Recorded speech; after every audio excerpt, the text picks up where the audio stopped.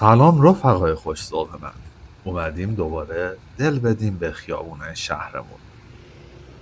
این بار توی دل رشت از حوالی فرهنگسرای خاتم الانبیا تا سبز میدون. جایی که کبوترها، موسیقی و یادگارهای فرهنگمون کنار هم نشستن. با من بیا، قدم به قدم.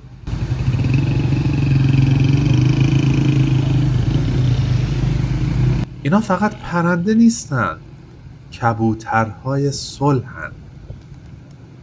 اینجا پاتوقشونه. مردم میان، دونه میپاشن، میشینن، تماشا میکنن. یه لحظه سکوت و آرامش وسط شلوغی شهر.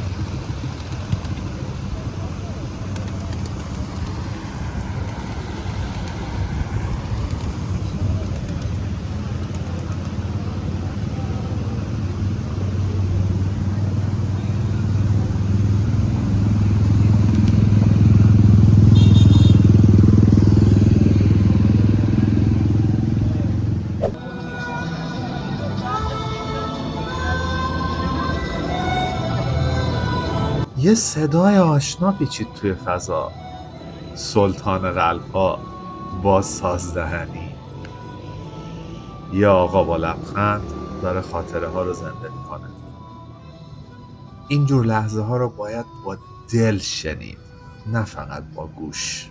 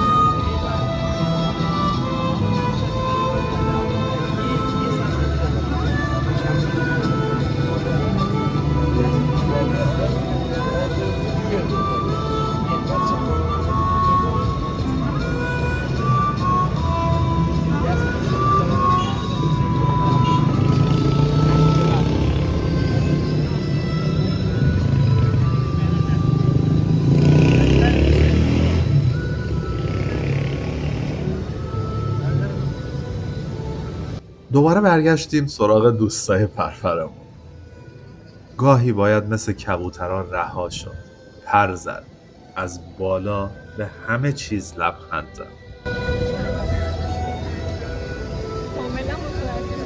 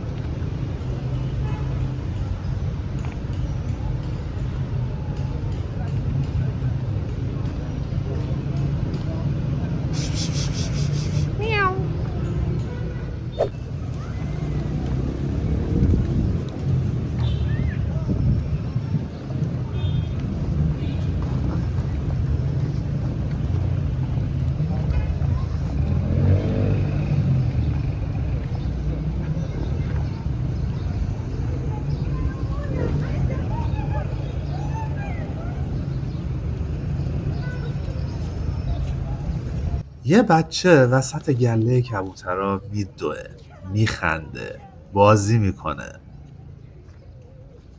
خود زندگی این صحنه، نه موبایل نه تبلت،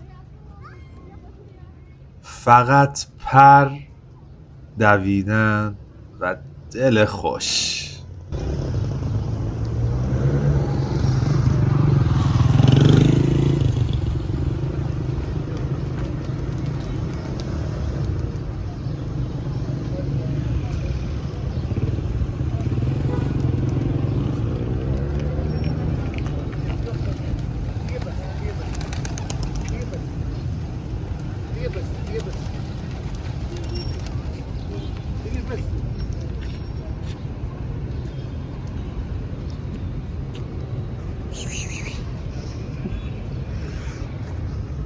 دقيقة بس يا بلد، دقيقة بس، دقيقة بس.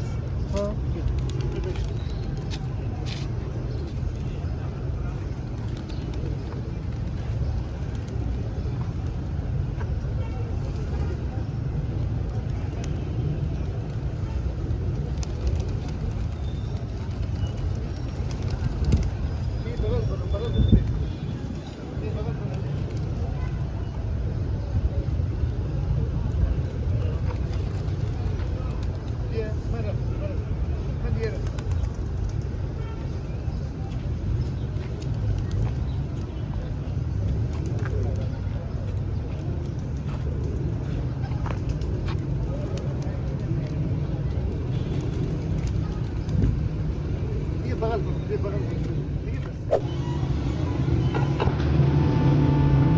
صدای نی از دور میرسه، یه ملودی غمگین که دل آدمو میبره تا خاطرات دور.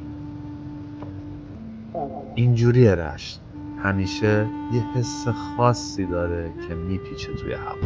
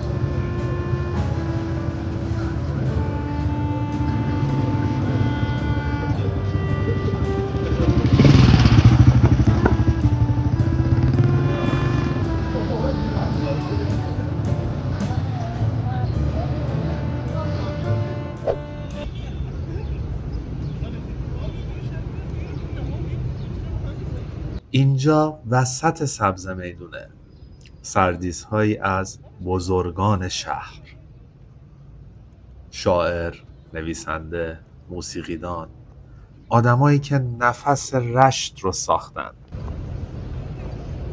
وایستا یه لحظه، بهشون نگاه کن. اینا فقط مجسمه نیستن، روایتن.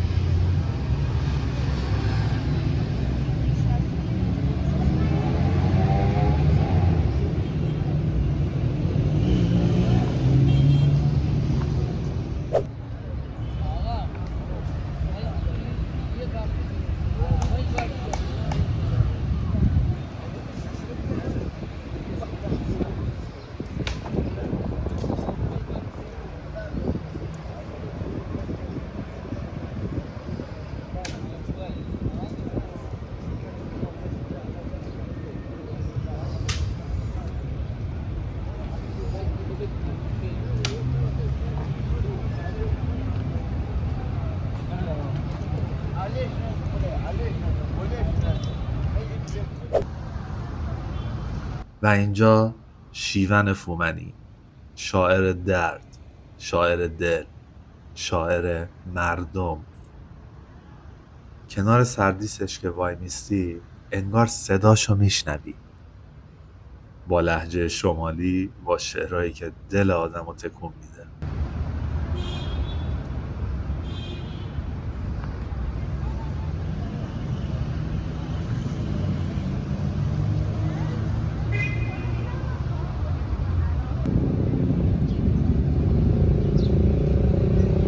مرسی که اومدین با هم تا ته این مسیر. اگه این لحظه ها به دلت نشست، یادت نره که اینجا همیشه یه جایی برای قدم زدن و نفس کشیدن هست. تا قدم بعدی مواظب خودت باش رفیق.